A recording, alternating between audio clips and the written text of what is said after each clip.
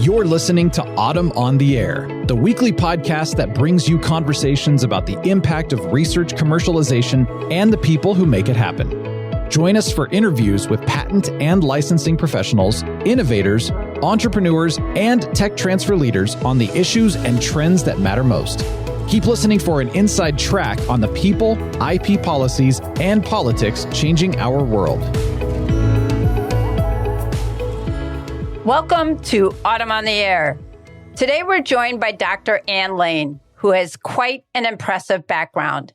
Anne holds a PhD in medicine from the prestigious University College London and an executive MBA from the renowned Molson Business School in Montreal.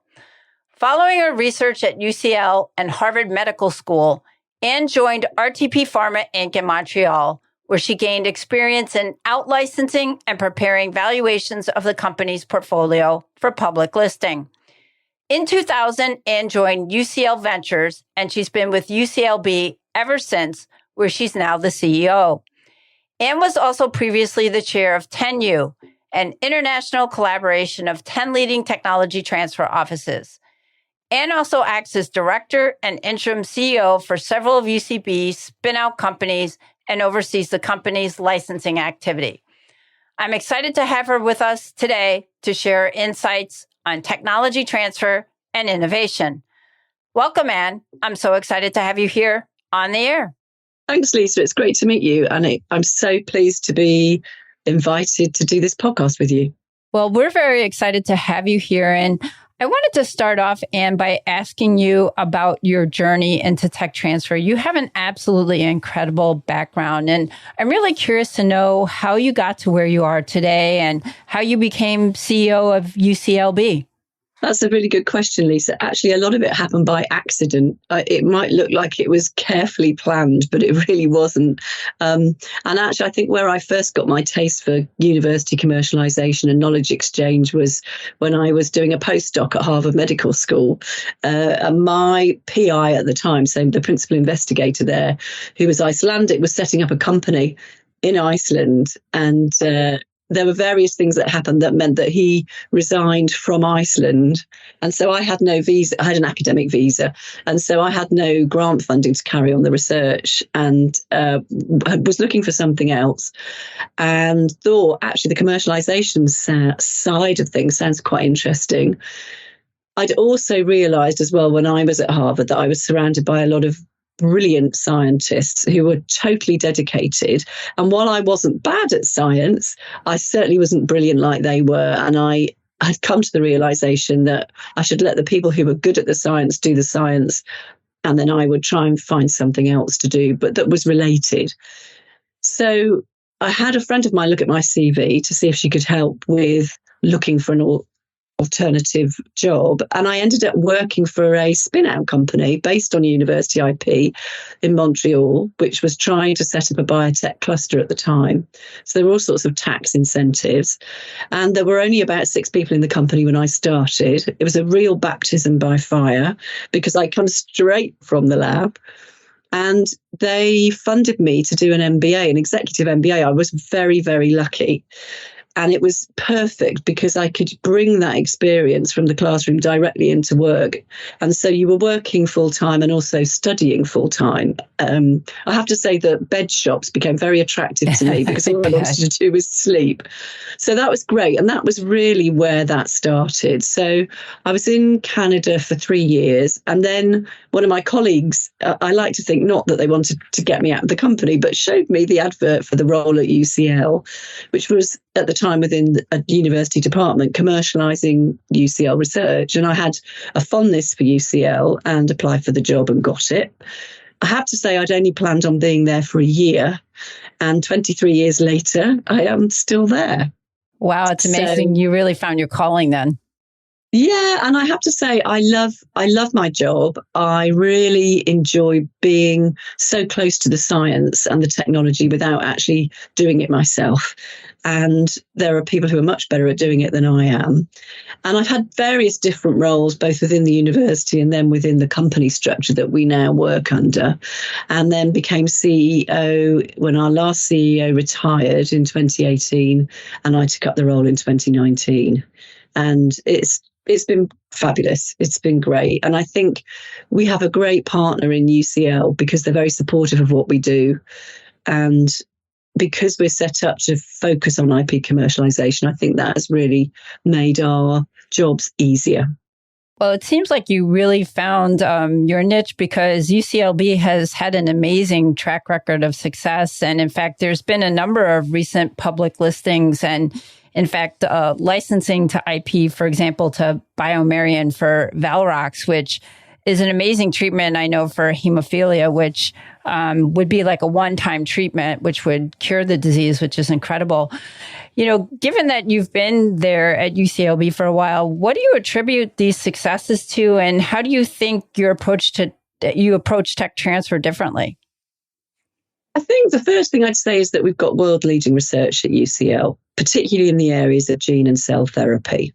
So for our NASDAQ-listed companies, for instance, they've all been based on cell and gene therapy. So that's made a huge difference. In the UK, we've also had very strong translational funding. So to take things from the lab to the clinic, the MRC, so the Medical Research Council, and Wellcome Trust funded translational work. That really made a huge difference to what we were doing. I think there's a strong entrepreneurial culture across the UK, but I think particularly at UCL, and that's been encouraged with the introduction of a department called Innovation and Enterprise. And we have a vice provost who is a very senior role at the university, basically the next one down from our provost, who supports innovation and enterprise. That's part of his remit, along with research. And I think that pairing of research and innovation and enterprise is key. So there's an entrepreneurial culture there anyway. The university supports academics who pursue a commercial path too. And I think they also support us as a company. So we are allowed to retain some of our profits to reinvest into the company. They don't all go back to the university immediately. They do eventually, because reinvesting in the company is reinvesting in the university. I think the other thing I'd say is we have a very strong investor network. So, for instance, Syncona, which was originally part of the Wellcome Trust, it was the main investor in our gene and cell therapy companies, and they've made an investment decision that was what they were going to invest in. So I think that's also helped. I think lastly, I'd say that the fact that we're a company, we're a wholly owned subsidiary of the university, but we are all employed by the company, and that we have around 60 employees at the moment, means we can be agile, we can focus on the commercial pathway, whereas a big university like UCL, I think, would find that very difficult.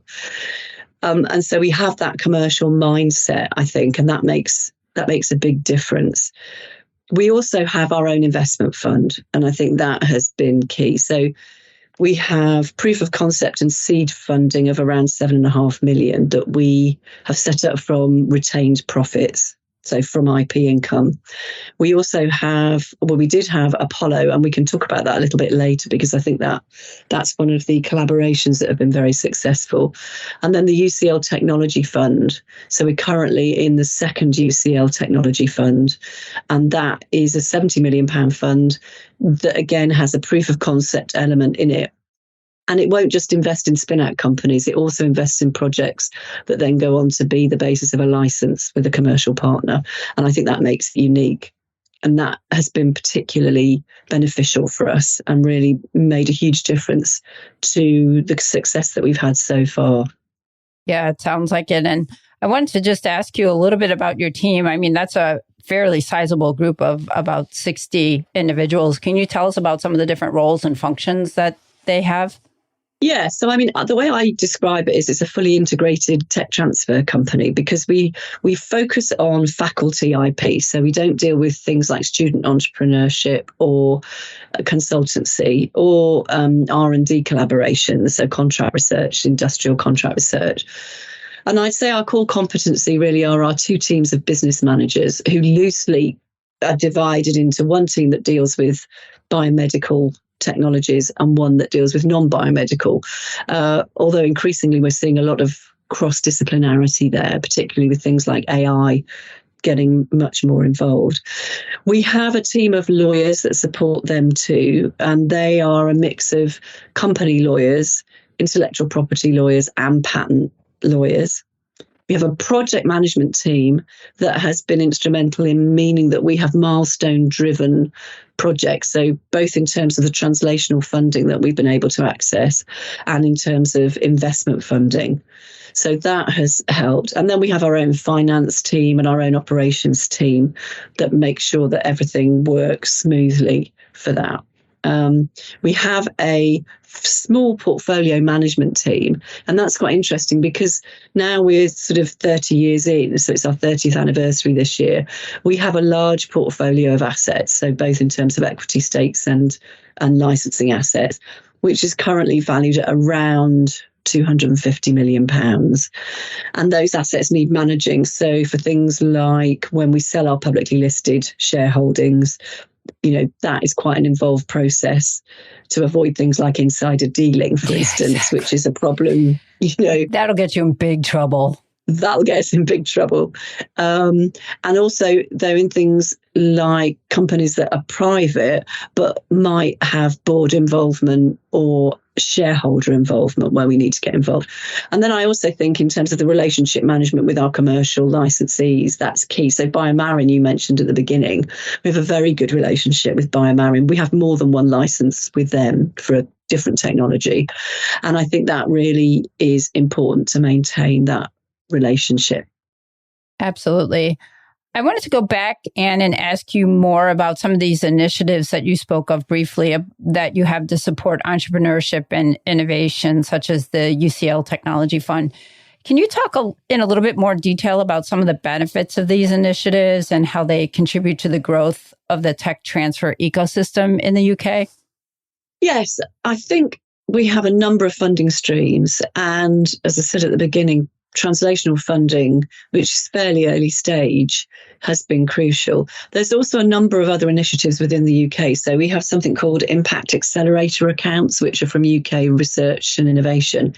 So those really help for very early stage, high risk projects.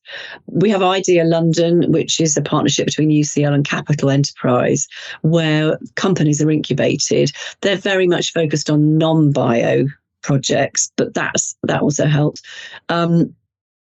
We have a partnership with the CRIC, which is a very prestigious research institute, and we're one of 6 partners, along with Imperial College, King's College, and then MRC, CR UK, and Wellcome.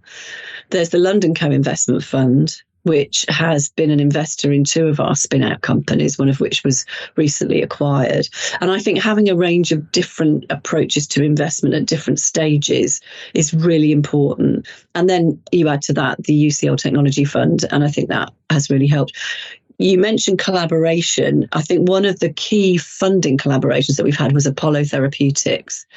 And I'm not sure if you're aware of that. It's now a biotech company, effectively, but originally it was set up at the same time as we set up the UCL Technology Fund. And it was with 3 universities, so us, Cambridge and Imperial, and then 3 big pharma, so GSK, Johnson & Johnson and AstraZeneca. And I mean, it's hard enough to get universities to agree amongst themselves how they're going to do something. And then it's hard to get 3 pharma to agree, but to get 6 of those to agree with each other. That's impressive. Yes, because I've worked with pharma. It's hard to get them to agree on anything. Hard work. And Rick Fagan in our team led on that from our side. And I know how many hours he put into that. And that was really great and made a huge difference to what we were doing, both in terms of the technologies that we could invest in. And the idea was that these would be projects that would become licenses that one of those big pharma partners might want to take on themselves. And originally it was aimed to be a much more capital efficient way of doing that, because so often you license something to a big pharma and they redo the work you've been doing because it's not done to the way they want it, or whatever it might be, they want it done differently. And so this was a way to avoid that. Interestingly, none of the partners licensed anything from the universities. We did license to one American group in the end. And I think it was great from both sides that we realised that actually that might not be the best way to do things, but it gave us really clear insights into how the other side worked. And so I think when we did the first license agreement that came out of Apollo, the pharma partners were very impressed with the license terms that we got, because I think they thought they won't be able to do it as well as we will. So I think for a number of reasons, that was a great success. And as I say, it's now gone on to be a big biotech company with Patient Square Capital as the main investor, which was an American investor. So things like that really help. And having those collaborations really make a difference to what we've been doing. Now, I wanted to ask you about TenU, which is an international collaboration of 10 leading technology transfer offices. And you were the former chair of that organization. Can you talk a little bit about how TenU contributes to UCLB's efforts in fostering international collaboration and innovation? I mean, yes, that was a really interesting initiative. And what we found was the main takeaway for all of us, I think, is that we've all got similar problems and challenges, and they're the same across the world. And it was really interesting to be able to share our experiences with each other, and then the solutions, because I think it's the solutions that are different. It also helped to raise visibility with governments, both here in the US and also in Europe, because KC Leuven is one of the members. It helps with career development for our teams, because we have a Future Leaders program that means tech transfer professionals from all of those offices. So it's Columbia, Stanford and MIT in the US, and then Oxford, Cambridge, Imperial, UCL, Manchester and Edinburgh in the UK, and KC Leuven. So they've all got very different structures. And I think I was talking to someone at Autumn in Austin this year who said, when you've met one TTO, you've met one TTO. And I think it's just so true. So we all have slightly different structures, but I think the problems tend to be the same, and it led to the Use It guide, which you mentioned earlier. So the University Spin Out Investment Terms guide. And that, again, was inspired by the work that US universities had done, led by Oren Perskovitz at Columbia and Leslie Miller Nicholson at MIT. And that's also made our profile, I think, with government much more positive, and also with the investor community, because it really got us around the table and helped to, I think, align what we were doing much more closely. So it's been great for that. I think having the 6U, so the UK members also have meetings where we discuss UK challenges, ecosystems and what's going on at the time. And currently we have the Chancellor of the Exchequer's review of spin-outs in the UK. And having that group has helped to bring us to the table so that we can have input into that review, along with Practice Oral, which is the UK-wide association to equivalent of Autumn in the UK. Now, Anne, I wanted to ask you about diversity, equity, and inclusion, because I know UCLB has been recognized for its effort in promoting gender equality in the tech transfer field. Can you tell us about some of the initiatives you've undertaken to promote diversity and inclusion? I think I would say we haven't done anything specific. What we do is things like anonymised CVs when they come in. So you don't see how old somebody is, or, what type of name they might have that would give you an indication of what their background was. I think we very much focus on recruiting on the basis of talent. And I think that if you start to just ignore certain groups from whatever background, then you're really not doing yourself any favors in terms of talent, and you're restricting your access to talent. I think diversity of background in all areas, whether it's sex, whether it's ethnic background, or whether it's experience, is really important. I think the other thing I would say is that we're very keen on inclusion. So not just diversity in terms of recruiting a diverse group of people, but making sure that once they're within the organisation, that they have the same opportunities as everybody else. And we try and develop people's careers as much as we can and provide training opportunities for them and networking opportunities. And I think it's critical to have that diversion and inclusion in a company, because, as I said, if you exclude any group, you're excluding talent. And I think if you look at UCLB, we're an extremely diverse organisation. As you go up, I mean, I still think we're diverse as we go up. And our board, we've been actively trying to look at our board members and our non-exec members to get a more inclusive and diverse group there. And I think we've certainly achieved that. And I think that echoes what UCL is doing in terms of its own governing body and within UCL too. So I would say it's crucial, and I'd encourage anyone to make sure that they bear that in mind when they're looking at who they want in their organisation and what they want the organisation to achieve. So, Anne, I'm going to ask you to pull out your crystal ball and talk a little bit about where you see the future of technology transfer evolving and what role you see UCLB playing in shaping that future. That's a really good question. I think the industry is much more sophisticated now. So I think when I joined UCL 20 years ago, you would put a license in place that usually you'd cut and pasted from somebody else's license agreement. And you wouldn't have included things like performance clauses, or you wouldn't even have followed up. You'd have got it signed, put it in a drawer and moved on to the next one. And that's completely changed. So in terms of relationship management, that's really made a difference to how we do licensing and how we do spin-outs. I think going forward, they will play a really important role in securing and protecting IP assets, because I think that that's really important for investors and for commercial partners. So one of the first things an investor will ask is, do you own the intellectual property? How is it protected? And who have you protected it with? So, if you use a firm of patent attorneys they're familiar with, that always helps. I think it's having a sophisticated approach as well to how you protect your IP assets, and not necessarily just through patents, because I know when I started, patents were everything. And now I think we approach protecting your IP rights in the way that's most appropriate for that technology and for how you want to take it forward. So things like software, for instance, and how you're going to approach that. And we've developed much more useful and practical ways of commercializing those assets. And I think that will then help for things like AI, where AI is having a huge impact on things like, well, what do you patent? And is it AI that's produced the invention? Is it a human? There's a whole range of things there. I think that's probably unique to the UK is what's happening in Europe. So we've now got the Unified Patent Court and the Unitary Patent Application process. And I think that helps streamline the process across Europe, where it's not like filing a patent in the US, where you've got a much more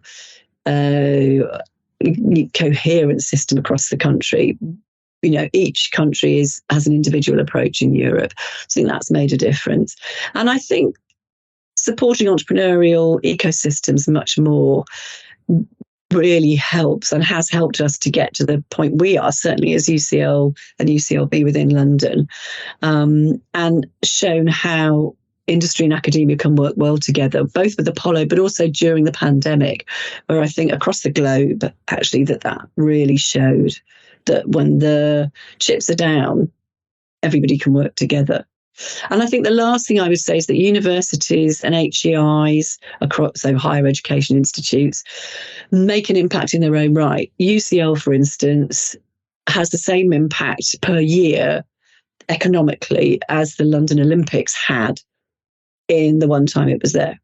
And that's a really impressive fact, and something I think a lot of people wouldn't. They think about teaching and they think about students, maybe about research, but that makes such a difference. So you're having an impact directly just by being there in your own ecosystem.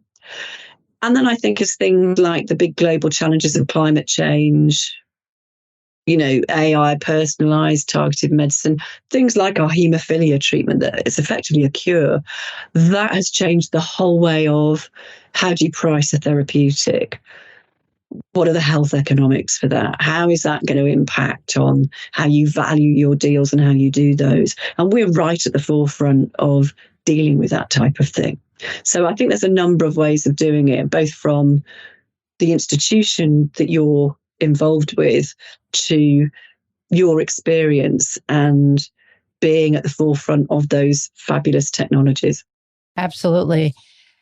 And as the podcast comes to a close, I just wanted to get your thoughts and maybe your advice that you would perhaps give to early career professionals who are interested in pursuing a career in tech transfer.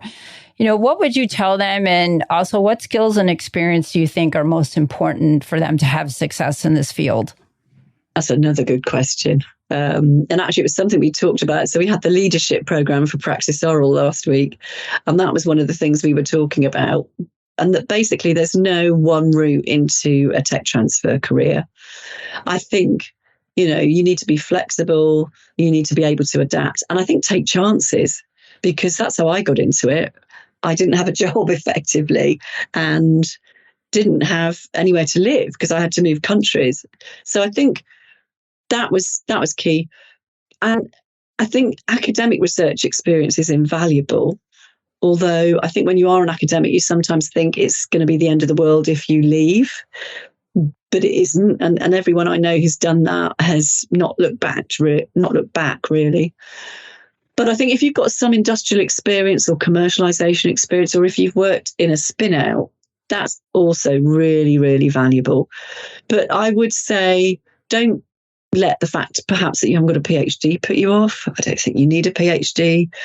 I think it's being adaptable, flexible, and being able to see what the opportunities are and how you can make a real difference by actually being a facilitator for getting that fabulous research out to make an impact in the world outside of a university. Well, Anne, thank you so much for your time today. This has been an absolute pleasure having you on the podcast. No, it's been a pleasure to talk to you too, Lisa, and a pleasure to be able to talk about the great work I think that we're doing in terms of knowledge exchange. That's all for today's episode. Stay tuned for more exciting conversations with industry experts. Thanks for listening to Autumn on the Air with Lisa Mueller. Get social with us and share your thoughts. You can tweet us at AUTM or visit us online at autm.net. We'll be back next week on the air. Be sure to join us.